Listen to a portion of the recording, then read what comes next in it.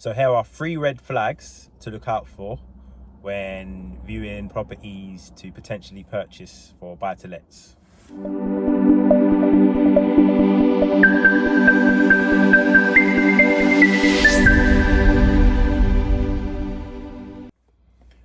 Craig Parker here, Parker's Property Sourcing, just coming at you with another video today. And today's video is identifying 3 of the common red flags that we need to be looking out for when viewing rental properties. I've done many viewings so far on my journey, and at the beginning, I didn't see these signs, but now I really do. I see them and I look out for them. And every viewing I do, whether it be a new build or even like an old Victorian terraced house, I really look out for these because it's very important. And some of these things, if you miss them, these red flags, if you miss them, and then you purchase the property, it could end up being quite expensive, So I hope you enjoyed the video. I'm going to come up with you with 3 red flags to look out for when viewing properties. Red flag number 1, mould. So like damp and structural issues could cause mould and damp. So it's really something to look out for when doing your viewings. Usually I would say look in the corners of the ceilings, in and around the windows. If you see damp in those, or on the skirting boards, so if you see damp in those areas and a little bit of mold building up, that's an indication that there's an issue, there's a bigger issue somewhere, whether it be a leak or it could be rising damp, it could be so many different things. But if you see a bit of mold or damp, for me, it's something to be curious about and careful with, because it could be a small problem or it could be a very big problem. So if you're going on viewings and you're seeing mold round the windows and on the ceilings and on the skirting boards, I'll dig a little bit deeper. I'll dig a little bit deeper with the agent or the vendor or whoever it is that's showing you around the property. Red flag number 2 would be poor layout or problematic floor plans. Doesn't sound like a major, but it can be, to be honest. And what I mean by poor layout or problematic floor plans are, box rooms. So it might be up as a 3-bedroom house, but 2 normal size rooms and 1 box room with no window, or poor lighting in there and little things like that. They could be a problem when trying to let out your property. Or another one is where the bathroom's located. Some of the old terraced houses, Victorian terraced houses, the bathrooms are located in some weird places. So one could be, you got 2 bedrooms, it's a 2-bedroom terrace house, and you got 2 bedrooms upstairs, and then but on the back of one of the bedrooms is the bathroom. So basically you got to go through a bedroom to get to the bathroom. Or sometimes the bathroom is downstairs on the back of the kitchen, for example. And then you got the back door. So you got to go through the kitchen and the bathroom to get to the back door. And to come through the back door, you got to go through the bathroom.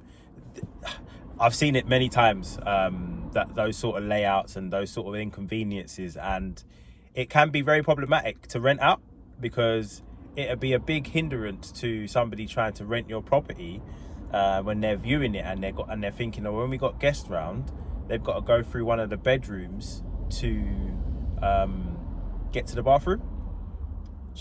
So that is something that when you're doing your viewings and you're looking around properties to buy, I ask these sort of questions. I say, like, what do you think about renting this in terms of like the bathrooms on the back of the bedroom? Is it a problem? And if you've got a relationship with the estate agent, which I harp on about, they'll be honest, and the honest answer is yes.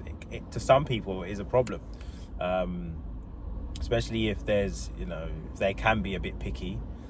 They will be, so number 2 red flag to look out for is poor layout and problematic floor plans. And last but not least, red flag number 3 is refurb costs, and is like a hidden money pit. What do I mean by that? If you're looking at a property and it's a very, very old bathroom or a very, very old kitchen, but it looks in good condition, but you know that it's 20 years old, there's a problem about to come. Take it from me. There's a problem about to come. Like boilers, for example, last 10 years, I would say. So if you're going into a kitchen or a bathroom wherever the boiler's located and the boiler's more than 10 years old, but it all looks nice and looked after, trust me, it's gonna go. So if you're not, when you're doing your return on your investment working out, and you don't take into consideration that the bathroom or the kitchen is 20 plus years old, it could come and kick you where the sun don't shine, because sometimes you can't see what's happening underneath. There's potential leaks happening, there's something going wrong in the boiler, there's mold growing behind the tiles in the kitchen, so it all mounts up. So for me, this one is like being able to identify and ask the question, since you've had this on your books, or the landlord or the vendors had it on their books, how long did they put a new kitchen in? Did they put a new bathroom in? When was the boiler changed? Because these things, that if you don't take it into consideration, it could definitely catch you out, later down the line, or not even later down the line. Sometimes, this is a common one, an older bathroom or an older kitchen, that the house is for sale, for example, so the systems are not being used, the washing machine, the taps, the hot water, the boiler, they're not being used because it's vacant, and then you go and buy it, all looks in good working order, and then tenant moves in, starts to use it on a regular basis, and then kazam, loads of different issues start popping up. They might have been there, but you just don't know or won't be able to see it because it hasn't been in use. So when you're looking at properties, big red flag to look out for is old kitchens and old bathrooms. Look out for it, because it could catch you out. And look, just to conclude on this video, I'm not saying these 3 red flags should deter you from buying the property, absolutely not, but it might then give you a little bit of negotiating power. A good tip that I would give you guys would be to try and do your viewings with a builder, member of your power team.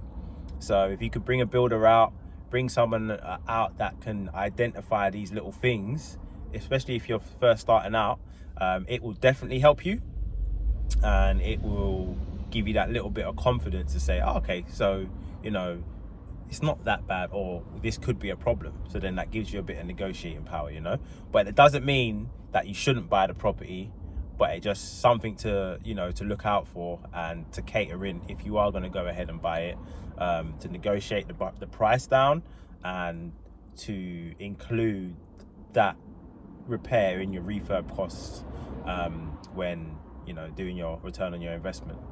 Hope you enjoyed this video. I've been Craig Parker. Till next time.